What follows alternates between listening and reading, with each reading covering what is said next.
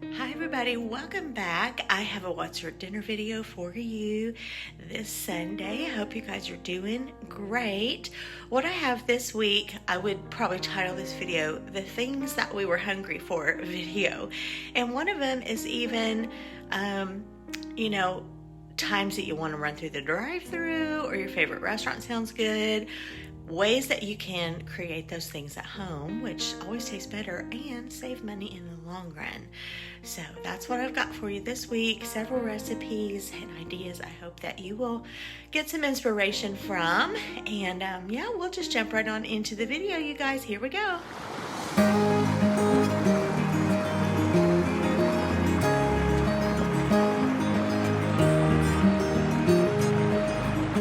We're going to start off with this delicious Southern style meal that checked off all the boxes for the things that I had been craving. Look at this plate of deliciousness, you guys. Okay, I'm starting off here in the morning by putting this can of the seasoned collard greens by Margaret Holmes into my little crock pot. Splish splash, making a mess. Lucky I didn't get it on me. But I decided to put this in here in the morning time and just let this cook on low all day. I added a couple handfuls there of the bacon pieces, a little spoonful of bacon grease, lid on, and this thing did its own thing all day on low, perfect for dinner time. Next, I have this box of herb stuffing mix, and I am going to follow the package directions for that. Only I am going to make the dressing balls instead of just plain old dressing. So here is the broth and the butter.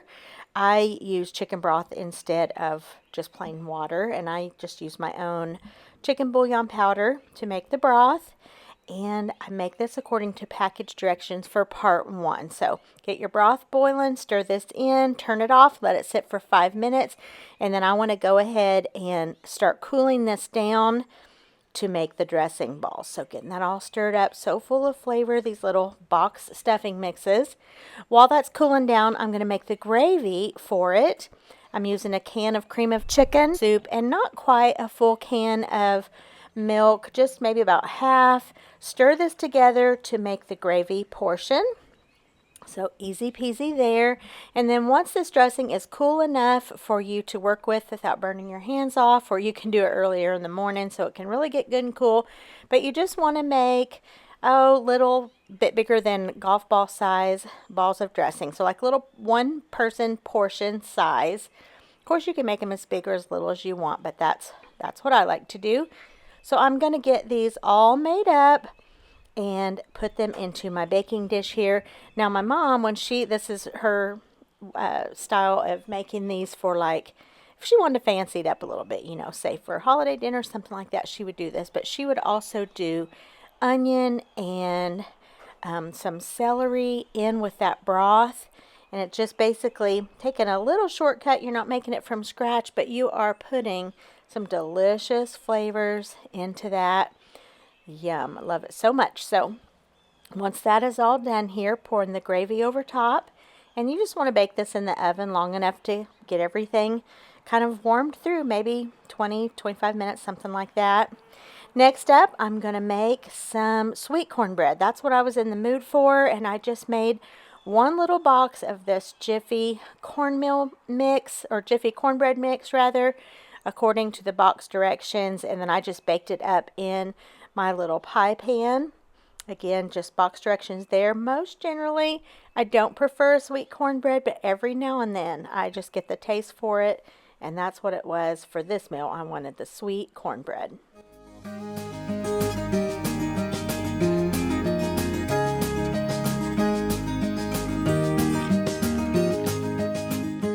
Next on the list for what I wanted for dinner, just some homemade macaroni and cheese. I'm just doing a quick stovetop version today. Had just a little bit of this copycat Velveeta left over.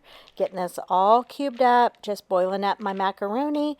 Per package directions, putting a little bit of shredded cheddar cheese in there as well.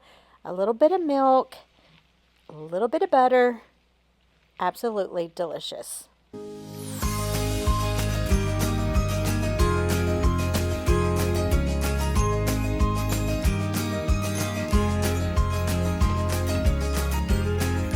chicken, I'm using this Just Bare, the Italian style strips. These are so good. Definitely try them if you haven't. Just did those up in my air fryer right before dinner time. Everything is ready now. These collard greens were delicious. All day in the little crock pot was perfect. Here is my golden sweet cornbread, the mac and cheese. We have the dressing balls in gravy. This was such a delicious meal. It just was everything that I was wanting, and it just tasted so good. I was able to eat on some of these leftover sides for a couple of days. It's just delicious. Now I'm going to make us a little sweet treat to have after dinner. I'm starting with a block of cream cheese, going in with a little bit of sour cream. I am making a grape salad. I have had this on my little list of things that I've been wanting to make for a while, and I'm just getting around to it. Had all the ingredients for it, and this is so easy. Doesn't take very many ingredients, and you have such a delicious, very refreshing dessert. So now I'm adding a little bit of sugar. Once the sugar gets in, it starts doing its magic. I did not want to use my stand mixer. I did not want to use my hand mixer. I decided I was going to do it the old-fashioned way, and it takes a little bit of elbow grease, and I got it done. So after those things are mixed together, you're going to just add in your grapes. They do need to be halved. I love to do a mix of the red and the green, but today I just had the red. Once you get your grapes in, it takes some brown sugar, some pecans. That's about it. It is quick and easy. What I like to do typically, if I'm going to make it, ahead of time, you put some brown sugar on the top, and it just kind of forms this little glaze. And when you get it out of the refrigerator, it's perfect. But this was just before time to eat dinner, so I actually skipped that step because I knew we would be eating this pretty quickly. Again, so quick and so easy. If you've not had a grape salad, definitely make this one. As always, look below in the description box for the recipe. I had also been wanting a sub sandwich. I was thinking, maybe Subway, and then I decided, you know what? Let's just make these at home. I had 2 of these in my freezer, so that was perfect. Pulled them out, and I had all the ingredients. I might have picked up a couple things to add to this, but I pretty much had everything I needed to make a sub sandwich. And of course, they are so customizable. You can put what you like and leave off what you don't like, or use what you have. It can just be so many various ways. And like I said, I was just really hungry for a sub sandwich. Just made them here at home, and they were absolutely delicious. So I'm going to go in here with my mayonnaise and my Dijon mustard, get that all on the bottom first, and then we are just going to start building this thing. I have really been loving this deli. I get it shaved or very thin. So this one's super thin. It's just the off the bone sweet ham. It is so good. I love that. So it was making me think here while I was watching this and editing this, how many of you, this is going to show our age, but how many of you remember the Kmart subs? We may have talked about that on here before, but oh my word, their ham was so delicious. It had this little sweet glaze around the outside. That was so good. I loved a Kmart sub when I was a kid. My parents would get those, and that was always so good. I also believe in putting a lot of meat on a sub sandwich, especially if you have, which generally you do with a sub sandwich, you have kind of a thicker bun. So I like plenty of meat on there.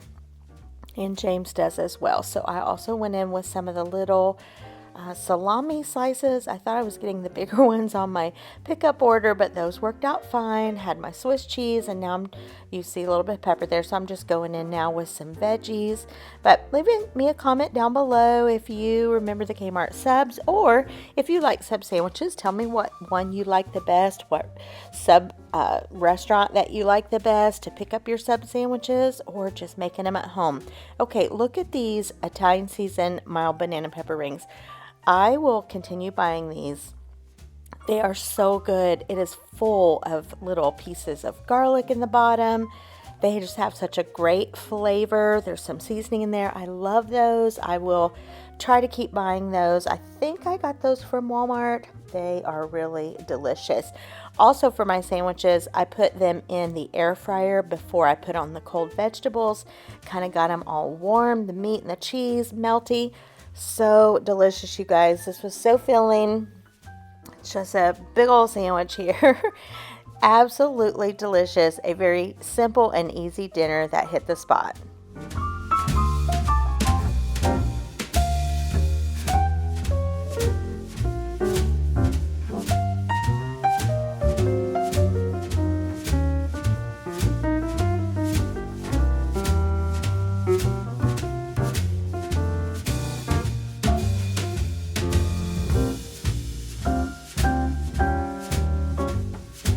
Look at this cutie little crock pot, you guys. I love that so much.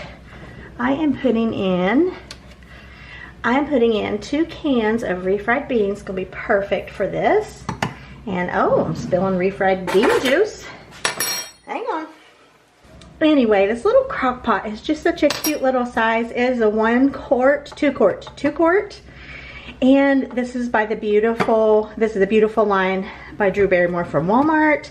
And at Christmas time, it was a Black Friday special. You could get a box of 2 of these, and each one was in their own individual box for $15. So it made them like $7.50 a piece. Oh my goodness. And they had a really beautiful green one. So I got some green ones and some white ones, and I gave each of my daughters-in-law one, and I kept one for myself, and I gave one in a white elephant gift along with some other things. Oh my goodness, these are so cute, and it's a fun little size. So I'm gonna get my refried beans in there. Okay, so here it is, 2 cans of refried beans. You could easily get 4 or 5 cans in there if you smushed them down, which I didn't. I'm gonna put a little bacon grease in there, and maybe a little hot sauce, not much. And then I'll put cheese on the top right before we eat. What we are having for dinner this night is a tried and true recipe, probably one of the longest ones I've ever been making, and they are called Skillet Enchiladas. You can see my ground beef is all browned up and drained. I'm using these 2 packages of seasonings because that's what I had on hand that I wanted to use.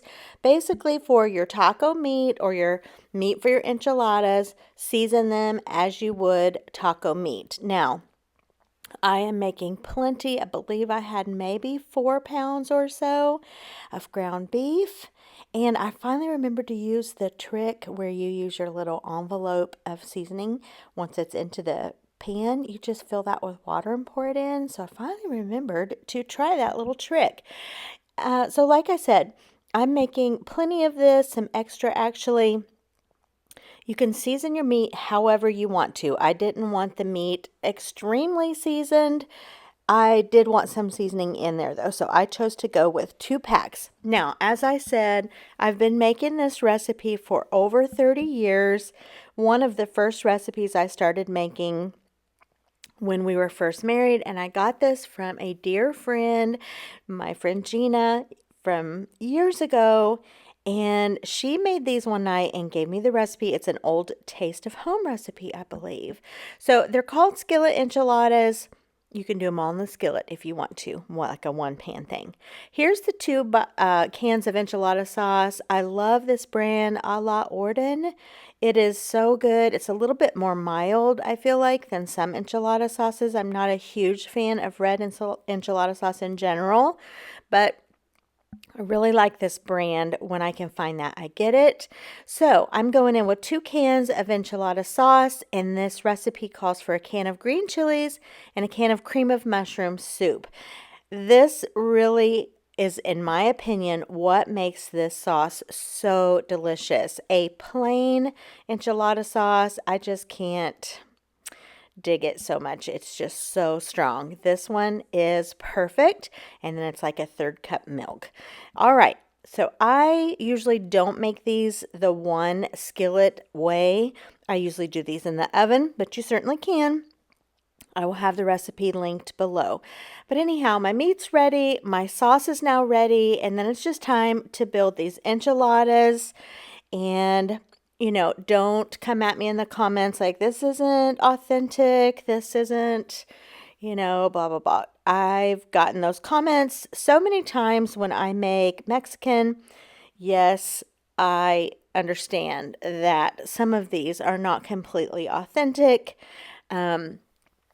I've been to Mexico many times, and let me tell you, I think our version here in the US is pretty amazing, if you ask me. So you just do your Mexican food how you want to do it, and I'll do mine how I want to do it. But let me just say, you should give these enchiladas a try. They are so, so good. All right. 2 panfuls, and I'm going in with the sauce. I should have put some sauce on the bottom, but I just wasn't even thinking of it. Does it matter? No, not really.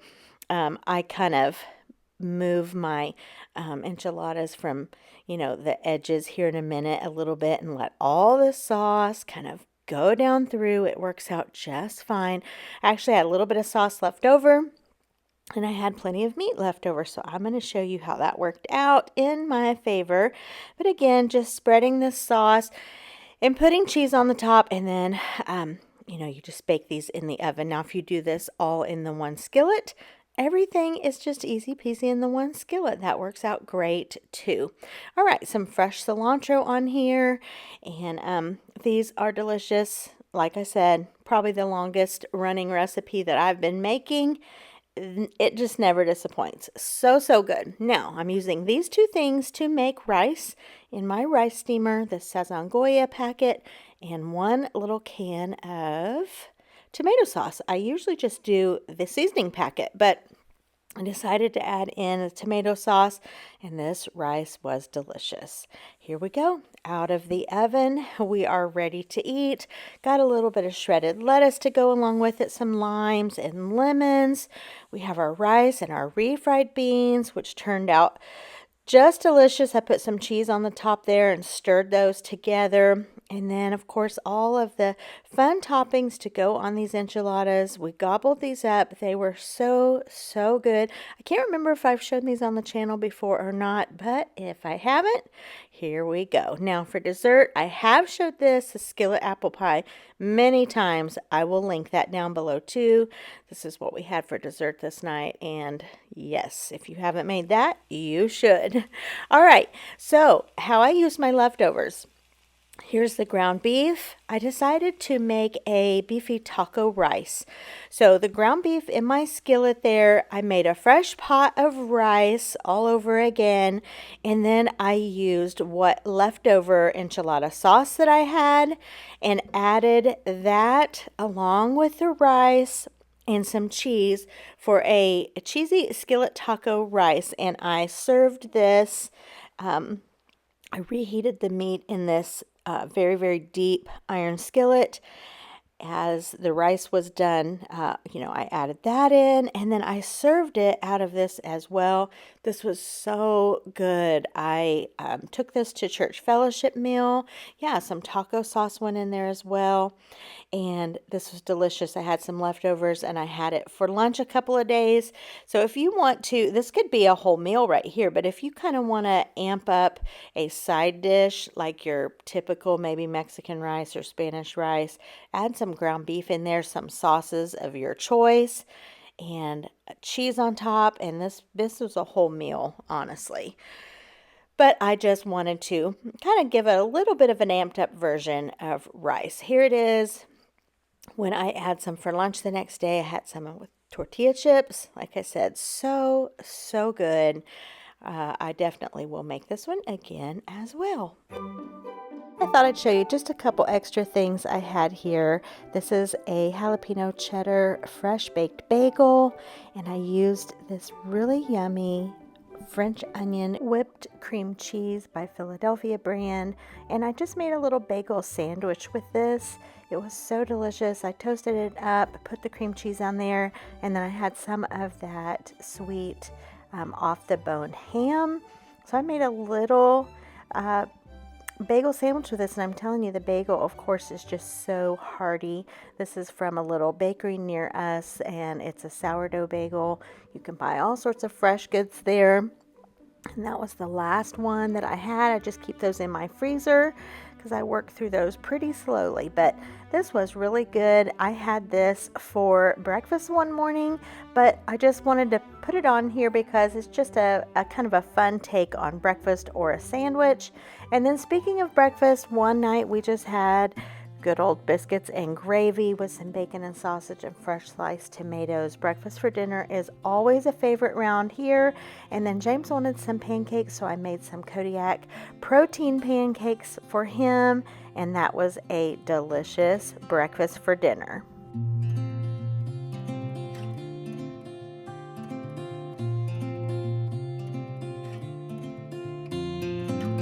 All right, that finishes it up, you guys. Thank you so much every time you stop by here and spend a little time with me.